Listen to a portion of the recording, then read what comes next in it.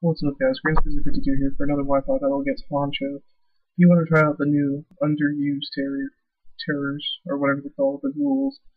So I set up a team of underused Pokemon by the list he gave me. So I'm going to lead out with my lead Aerodactyl. He's going to Ice Shard. Being 4 times effective, it's going to do a lot. But it actually takes it very well, because it's not that strong of an attack in the first place, because it's got priority. So he's just going to Ice Shard. I'm going to take another Ice Shard. I'm going to set up my Stealth Rocks.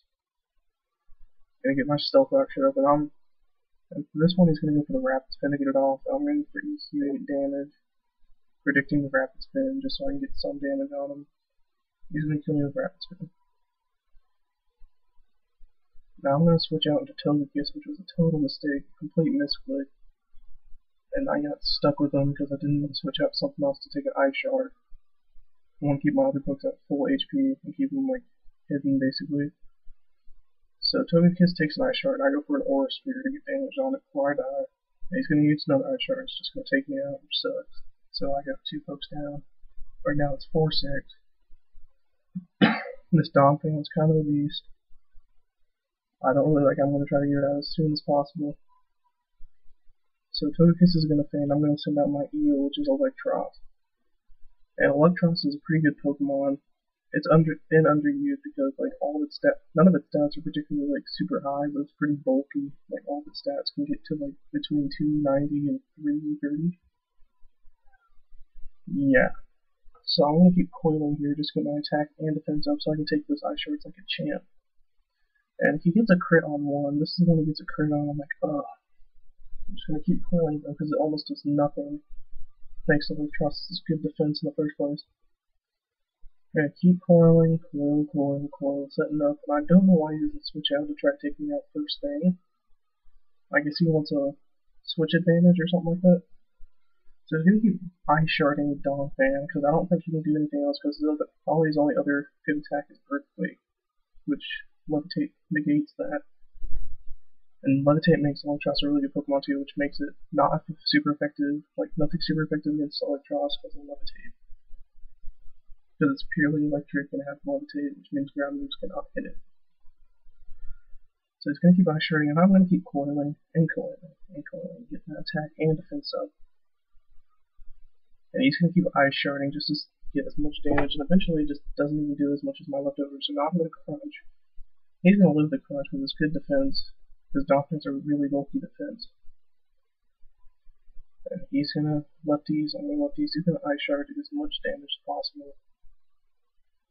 He's going to Death Fodder his Donphan. And right here he's going to send out his Microwave Rotom, which is fire and electric. And I don't know what to expect from him, but he actually goes for an Overheat, and it's a Scarfed Overheat, not a Scarfed Spec, I'm pretty sure. So it gets massive damage, and it actually will live, which is awesome. So I'm going to go for the Crunch, and it's actually, oh, it's not. I thought it was Focus Sash, but I guess it just lived with like 4 HP, which sucks. But he actually misses the next Overheat, which sucks for him. I'm just going to Flamethrower that thing out of here. Because Eel's kind of a dual attacker, he's got special attack and regular attack. So he sends out Honcho, which is, I guess, himself, and he's going to go for a Psychic and kill off my Electros. Bye bye Electros, you did great. It's going to be 4-4 now. No, 4-3. I'm going to send out Heracross. And this is where he gets really confused, because he was astounded when Heracross survived that, but with the special defense I put on him, it's pretty good. So I'm going to Mega Horn him here with max attack, and then he's going to go down. I'm going to lose some health to the, what's it called, Life Orb. Lose health to Life Orb, he's going to substitute. I'm just going to Aerial Ace that substitute out. Because Aerial Ace is the only effective move I have on a Staraptor, because my only other moves are Break, Very Close Combat, and Mega Horn. So I'm going to kill myself off the Aerial Ace Death Fodder, break this up, which is good. I'm going to send out my Meow, which is my, let's be honest, I'm going to try to trick here, but he switches out into his Clefable. Sorry, I'm still coughing, guys, I'm still kind of sick, so bear with me here, I'm going to be coughing a little bit. So I switch over his specs to him, and I get the lefties, which is awesome. So now it basically cripples his own Clefable here a little bit, not completely. And he's going to go for the Wish right here, and I'm just going to start setting up with Curse. And Curse Umbreons are awesome. I was surprised when Umbreon was in the underuse terrier, or whatever it's called, because I actually see a lot of Umbreons out there. I guess it's only me though. So I'm going to start cursing, because I know my high defense and HP can take a close combat from this thing, so I'm just going to keep cursing. Curse, curse, curse. He's going to actually sub, and I'm going to predict a close combat here, so I'm going to go for the payback. It's actually going to get a crit and break his sub, I think. No, I just break the sub because of the attack boost. So he was really, like, weirded out by my Umbreon, because it's like max defense, max HP, and then the rest, like the other 4, went to attack. And he's just like, he was astounded that this was actually working for me, but I did take out a special attacker. So all he has left is his physical attackers and the Clefable, excuse me, and the Clefable, which is now spec, so it's not that as useful. So he's going to send out Clefable again. And I'm going to predict that switch. I'm just going to go to Curse, just to get myself even more bulky. Just bulking up right here. And he's going to go for the Toxic, which is going to synchronize. And I don't know what Clefable's ability is, but it's not taking any damage from Toxic. I'll have to look up that later if anyone wants to know what Clefable's ability is that doesn't allow it to get hurt from Toxic. Please put it in the comments so I know, or I'll just look it up later. I don't really care. So he's stuck in Toxic. He stays in just to stall. And I predict him to switch out again. But still, I hit him and it hits his Pro Connor Clefable with a lot. Which means because my attack's been boosted so much.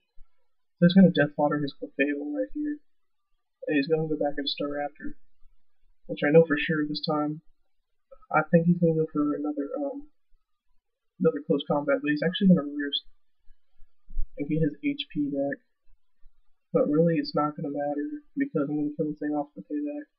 Because the attack boost, and he was just astounded by this Umbreon. I'm just like, he was starting. I'm pretty sure he thinks it's hacked or it's got like that weird stats or whatever.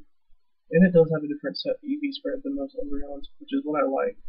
I have 2 Umbreons. You saw my shiny Umbreon in a different video. And that's more of a special defender. This one's a physical defender. So he's going to start de-dancing his Feraliator up. I'm just going to start paybacking because I want to get it out before.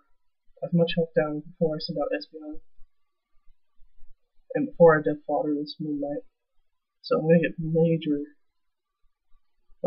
hit points off because of the Toxic. He's going to work on when I live, and that's going to be a good game.